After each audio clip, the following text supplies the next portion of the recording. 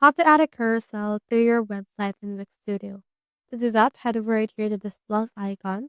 Then just choose in here any part of the website that you want to add that carousel into. Now from in there, once you have clicked on it, you should be able to see the text option.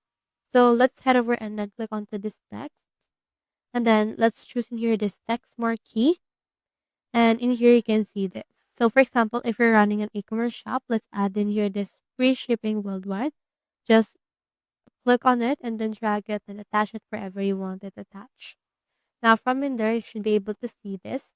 Now take note that you need to adjust it until the end of this one. So let's adjust it end to end and it will actually loop around your own website.